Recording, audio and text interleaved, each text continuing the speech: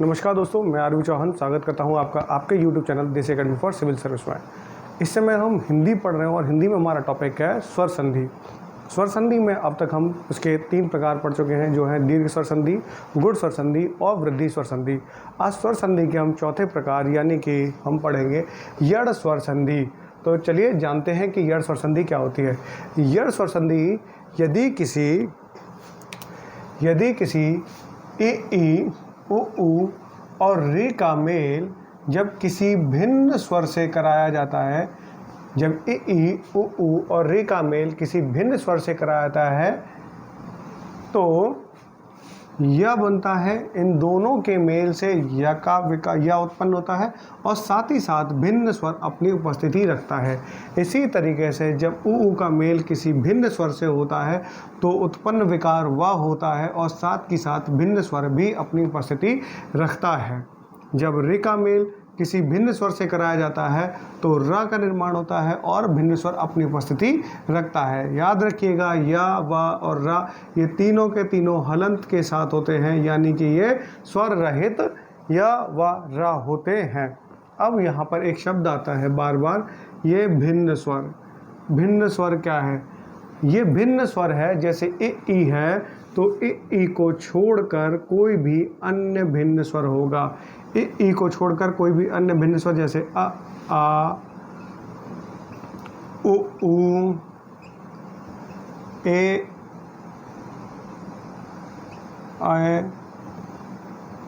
ओ, औ।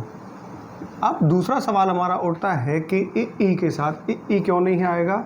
ई के साथ में हमने दीर्घ संधि में पढ़ा था कि ई के साथ में अगर ई आता है तो बड़ी ई का निर्माण होता है, और ई के साथ में अगर बड़ी ई का आता है तो भी बड़ी ई का निर्माण होता है, जो कि हमारी क्या होती है, ये दीर्घ स्वर संधि होती है।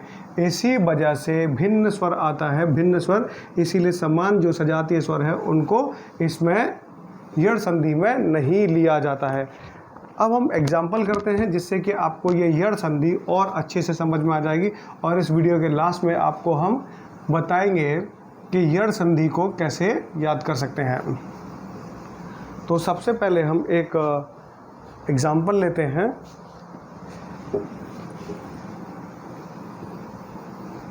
जिससे आपको ये यड़ संधि और अच्छे से समझ आएगी। अति प्लस अधिक।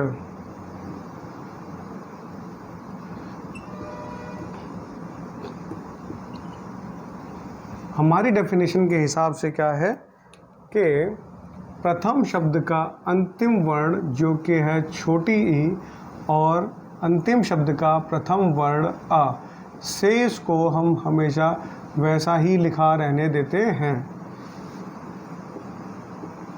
अब ता के नीचे हलंत आएगा क्योंकि इसमें से हमने ई को निकाल लिया है।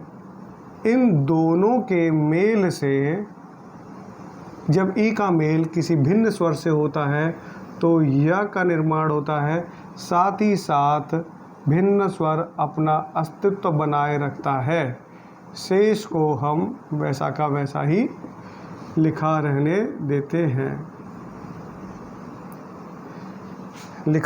देते हैं। अब ये जो है वह य को पूरा करेगा।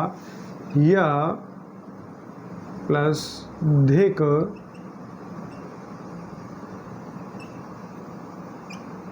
अत। जब हम इसको जोड़ेंगे तो हो जाएगा अत या धिक। जब किसी शब्द के किसी वर्ण के नीचे हलंत लगा होता है तो वह आधा होता है, तो इसको लिखा जा सकता है अत्यधिक। अत्यधिक। अब समझ आ गया होगा आपको कि है ना कि जब ता आया है और जब किसी ई का मेल किसी भिन्न स्वर से होता है तो या का निर्माण होता है और साथ ही साथ स्वर जो भिन्न स्वर है वह भी अपना अस्तित्व बनाए रखता है। तो चलिए एक और एग्जाम्पल करते हैं हम यड़ संधि के लिए। दूसरा एग्जाम्पल है हमारा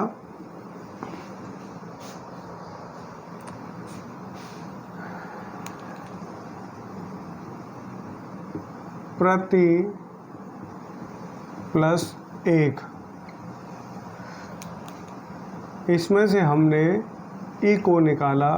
हमारी डेफिनेशन के हिसाब से प्रथम शब्द का अंतिम वर्ण और अंतिम शब्द का प्रथम वर्ण, शेष को वैसे के वैसे ही लिखा रहने दिया। ता के नीचे हलंत आएगा क्योंकि इसमें से हमने स्वर निकाल लिया है। जब इन दोनों का हम मेल करते हैं तो क्या बनता है, या का निर्माण होता है और भिन्न स्वर अपनी स्थिति को बनाए रखता है। शेष को वैसा का वैसा ही लिखा रहने देते हैं। ये जो ए है हम जानते हैं कि इसकी मात्रा क्या होती है, ये, तो ये मात्रा या को पूरा करती है, तो क्या बन जाएगा, ये शेष को वैसा ही लिखा रहने दो। अब सब की संधि करते हैं हम, तो क्या हो जाएगा, प्रत्येक। जब किसी वर्ण में हलंत लिखा होता है तो उसका अर्थ होता है कि वह स्वर रहित है या आधा है, तो इसका सही रूप हो जाएगा प्रत्येक। एक और एग्जाम्पल लेते हैं हम।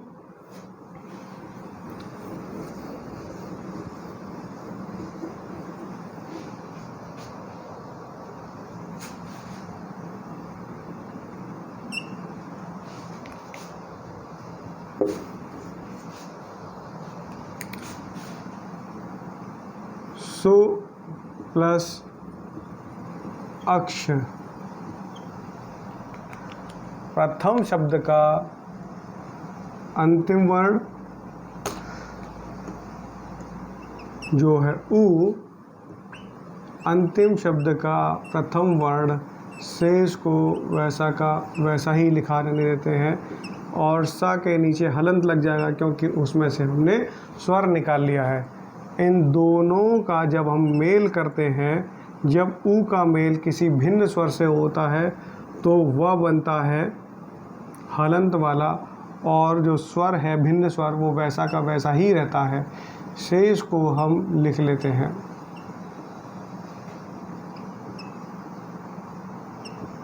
ये व आ जो है ये व को पूरा करेगा,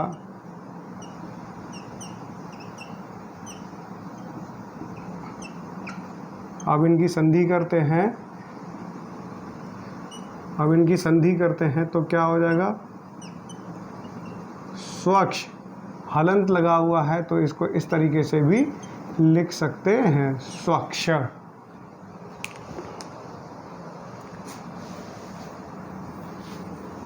एक और एग्जाम्पल के ज़रिए हम यड़ संधि को समझने की कोशिश करते हैं।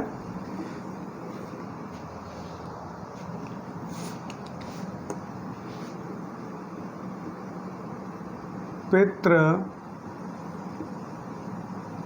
प्लस आदेश, हमारी डेफिनेशन के हिसाब से प्रथम शब्द का अंतिम वर्ण क्या है, रि है, और अंतिम शब्द का प्रथम वर्ण क्या है, आ है। शेष को वैसा का वैसा ही लिखा रहने देंगे। या जब इन दोनों का मेल किया जाता है तो क्या है हमारी डेफिनेशन, कि जब रे का किसी भिन्न स्वर के साथ में मेल किया जाता है तो क्या बनता है, हलंत के साथ रा बनता है, और जो स्वर है भिन्न वो भिन्न स्वर वैसा का वैसा ही आ जाता है। तो शेष को हम लिख लेते हैं जैसा दिया हुआ है हमें। ये आ रा को पूरा करेगा तो क्या बन जाएगा, रा प्लस देश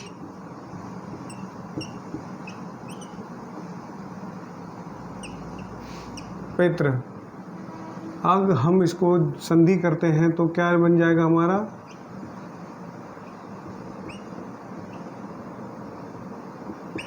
अब इसमें व्याकरण का एक नियम लागू होता है। जब किसी रा के पहले इनकम्प्लीट वर्ड हो तो रा उसके पैरों में आ जाता है।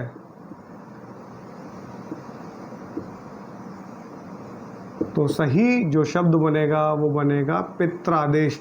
याद रखिएगा कि जब रा से पहले कोई इनकम्प्लीट वर्ड होता है तो रा उसके पैरों में आ जाता है।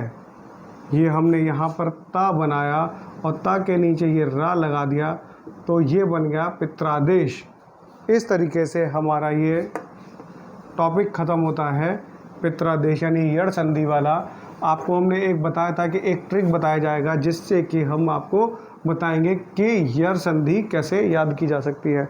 जैसे यह यड़ संधि है, अगर आप इसको या व र स्वर संधि के नाम से याद करेंगे तो याद रहेगा आपको कि जब किसी ई उ और रे का मेल किसी भिन्न स्वर से होगा तो य व और र का निर्माण होगा।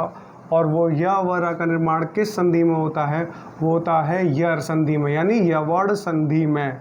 इसको यवड़ के नाम से याद कर सकते हैं आप। यवड़ संधि, यड़ में यवड़ बोल सकते हैं इसको, यवड़ संधि। तो हमें याद रहेगा य व और र बनेगा तो वह किस में बनता है? यह यड़ स्वर संधि में बनता है। इस तरह से हमारी स्वर संधि का चौथा प्रकार यानी कि यड़ संधि खत्म होता है। अगर आपको हमारा ये वीडियो पसंद आ रहा है तो इस वीडियो को लाइक करें, शेयर करें, सब्सक्राइब करें। और कोई संधि से लेके कोई डाउट है तो डिस्क्रिप्शन में दिए गए नंबर पर कॉल करके आप अपने डाउट को कम दूर कर सकते हैं। तो चलिए मिलते हैं आपसे अगले वीडियो में, तब तक के लिए नमस्कार।